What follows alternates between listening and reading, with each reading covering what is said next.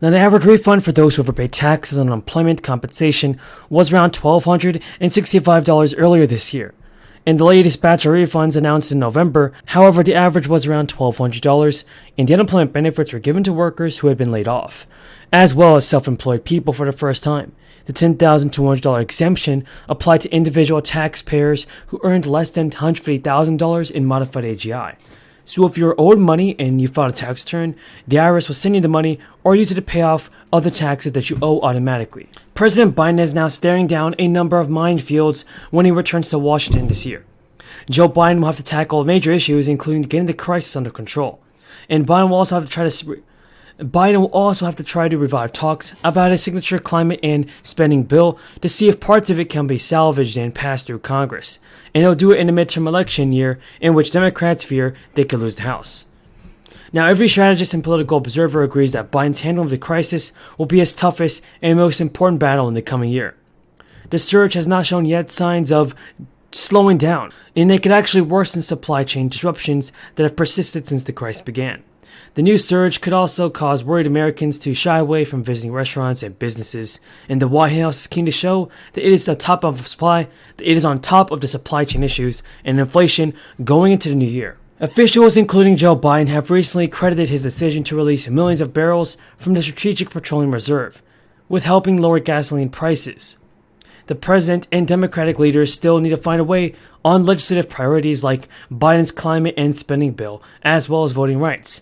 Biden has said that he still believes that passing his social spending proposal is possible, but Democrats had hoped to spend 2022 disselling the legislation after it passed, and they are keenly aware of the clock in the looming midterm elections. So more than 800,000 stimulus checks worth around $575 million are being paid out to eligible residents. Californians who meet the requirements could receive up to $1,100 in the latest round of Golden State stimulus checks. And according to a spokesperson from the California Franchise Tax Board, this next round of payments will be mostly comprised of mailed checks. About 9,000 direct deposits were recently issued, totaling just over $6 million. 794,000 paper checks worth more than $500 million will continue to be mailed out to eligible Californians. And according to a spokesperson, the state of California has issued, or at least announced, more than 8 million Golden State stimulus payments worth nearly $5.8 billion. And the Golden State stimulus funds were made available early in 2021 to eligible taxpayers who have been affected by the crisis. The first round of payments went out to those who qualified and had filed a 2020 tax return, as an expansion to the original Golden State stimulus payments. The Golden State stimulus checks are available to those California residents who filed taxes by October 15, 2021 and had an AGI income of less than $75,000. And payments have been issued since October, with more to come in the new year. The payment schedule has been determined based on your zip code, and the last round of payments scheduled to be issued between December 27th and January 11th. So folks, be sure to keep an eye out on your stimulus check. As optimistic as I am about our future as a country, it's like in the here and now, I am very afraid, and I know I'm not alone. So from a historian's perspective, please ground us and give us some historian logic here on why we shouldn't be as afraid as we are. Well, I think to begin with, your reaction and those who spoke with you, you're absolutely right. If we lose our democracy in America, 2022 could be the year that we lost it for a lot of reasons. But the main one is that the cornerstone, as you know, of American democracy is elections and voting rights. And if those are broken by lying election officials in the states or lying state legislatures who force someone into office who was never elected, then we're not too much different from Mussolini's Italy in 1934. Mussolini's party, the fascists, won with 99.85% of the vote, supposedly. Is that the kind of elections we want?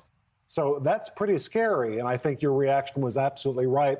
I felt just the same way, but if you look at American history, we've had dark nights of the soul. You know, we worked very hard to win our independence from England. The Civil War, huge dangers to this republic.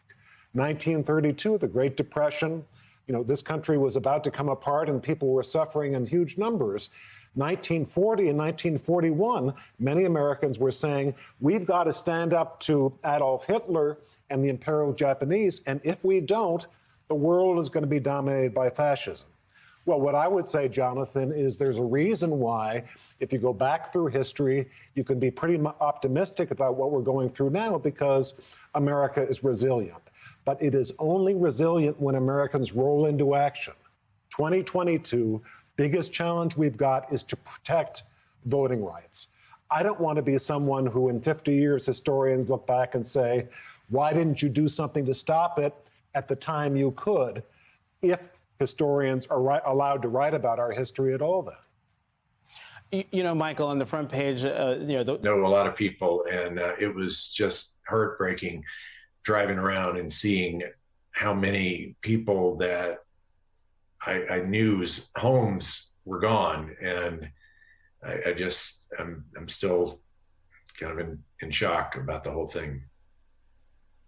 Yeah, I can only imagine, Mayor, so I appreciate you joining us this morning with so much devastation around you right now. How quickly did this fire move into your community? Did you have any warning? Very little warning. It was, as your reporter on the ground said, it was a very fast-moving event. We had very dry conditions and very high winds. And those two combined with some flame, it pushed it incredibly fast.